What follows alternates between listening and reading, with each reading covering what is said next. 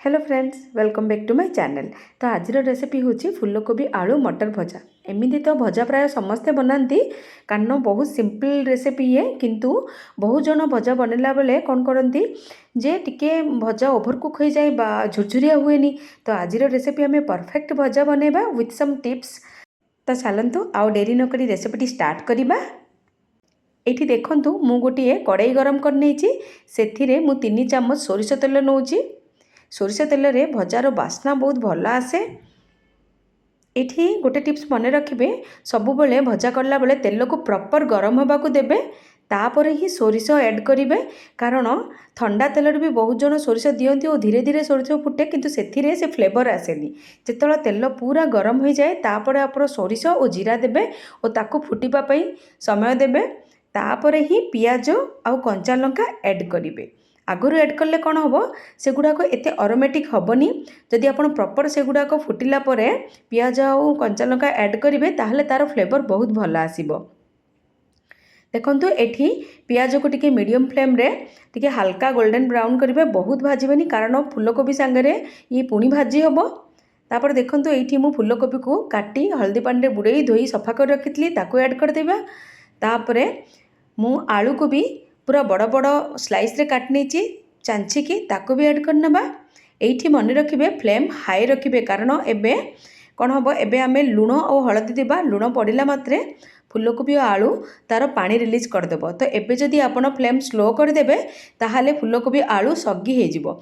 एबे जदि आपण टिके हाई फ्लेम रे आको एपट सेपट करके 2 मिनट भाजिबे ताहाले से जो पानी रिलीज करिवो सेगुडाक कड़ाई रे ही सुखीजिवो और आपणकर परिबा सगी हेबनी। एई स्टेज रे कोन करिवे आपण टिके घोड़े देबे हाई फ्लेम रे 1 मिनट।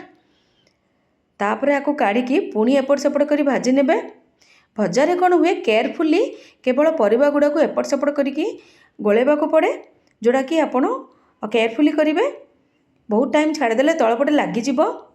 देखिपे आपण 1 मिनट भाजिला परे पुणी आम आपको कवर करके आउ 2 ରୁ 3 मिनट कुक करवा लो टू मीडियम फ्लेम रे। 2 मिनट पर पुणी काढ़ा। तापर ये मटर ऐड करवा। तापरे आको एठी टिके मिसामिसी करवा। मुझे फ्रोजेन मटर यूज करथली सेइथिपाई टिके लास्ट रे देली। आपण जदि नॉर्मल मटर यूज करूछन फ्रेश मटर यूज करछन ताले प्रथम रो दे देबे। देखंतु एठी गोटे कहूची मु ढांकन टिको टिके खोला करके घोड़ेइची। आ द्वारा कौन हम भजार जो स्टीम हम से गुड़ाक निजे निजे उड़ीजीव। आपड़ जदि संपूर्ण घोड़े देबे ताले स्टीम द्वारा ही परिबा गुड़ाक सगी हो। ए टिप्स टी को निश्चय ध्यान रखिए। तापर पुणी 1 ରୁ 2 मिनट एपट सेपट कला परे आमे आको पुणी घोड़े देबा। घोड़े की आम 2 ରୁ 3 मिनट कुक करवा। देखंतु 2 ରୁ 3 मिनट पर भजा हो जाइए ऑलमोस्ट। तलपटे टिके ब्राउन कलर भी हो गलानी। यही स्टेज रे आमे कौन करवा टिके हल्का गरम मसला देबा।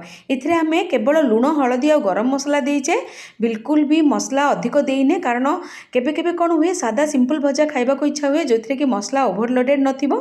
तो आपको आपण पखाला सांगे एंजॉय करेंगे। और जदि आप भजाटी को बनाऊँच ताहले मो सांगे आपण अनुभूति शेयर करने को बिल्कुल भूलिबेनी। जदि वीडियोटी भल लगी तो गोटे लाइक करेंगे, चैनल को सब्सक्राइब करने को बिल्कुल भूलिबेनी। रहुछि पुणी भेटाबा आउ गोटे वीडियो रे। बाय।